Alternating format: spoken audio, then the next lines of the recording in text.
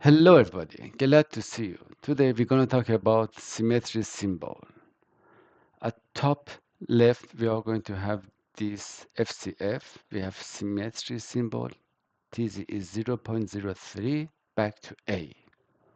What we should do? We need to calculate where is the location of this reference plane A. And based on that we are going to define TZ, and then for each cross section we need to calculate the location of midpoints. That's why it is a little bit time consuming. Based on ASME 14.5 2018, we should not use symmetry symbol anymore. We cannot find this symmetry symbol in ASME 14.5 2018. Here we have another example. At bottom, we can see these features can be in angle. In that situation, we are going to control the location of midpoints for each cross section, and all points should be in that TZ.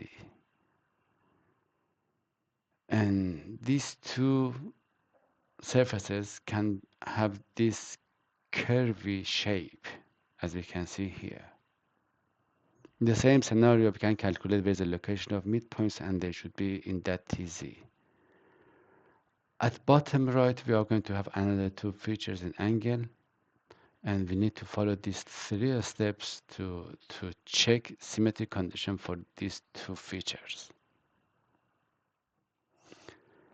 On left hand side, we are going to have another example. We have this symmetry condition, TZ is 0.6 back to A.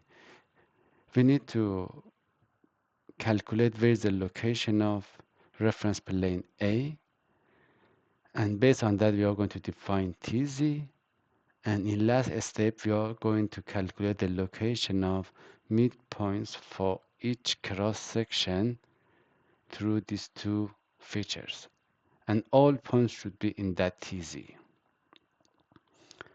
On right hand side we are going to have another example. These two edges should be symmetry respect to reference plane A.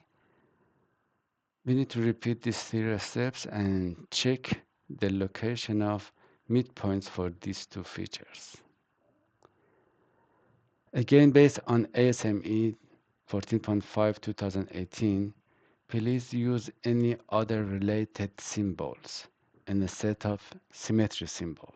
We can use positioning, parallelism, straightness, flatness to control symmetry condition for that two features as we want.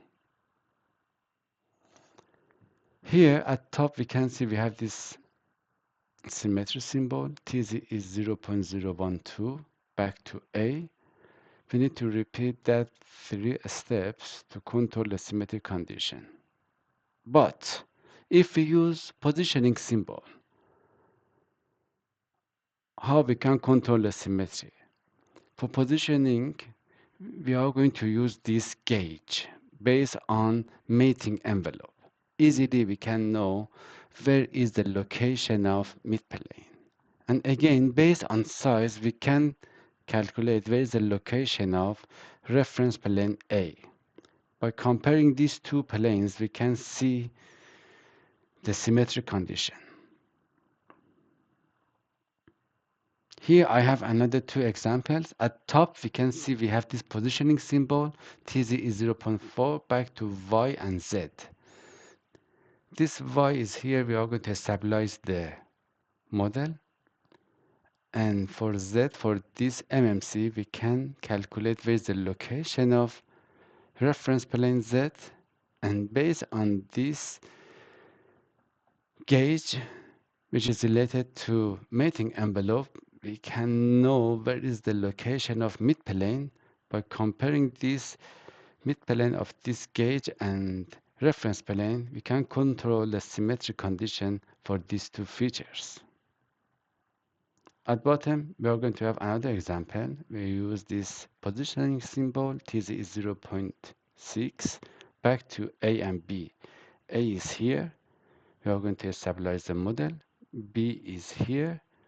Based on the size and this modifier, let's say 18.2 here, because we have MMC. We know where's the location of midplane, and then we are going to use this two mating envelope, and based on that, easily we can calculate where's the location of this midplane, and then by comparing this midplane and reference plane B, we can control the symmetric condition for these two features. For now, I would like to close this session. In coming session, I'm going to talk about concentricity, and then we go to run out. Thank you for today. I hope you enjoyed. See you next time.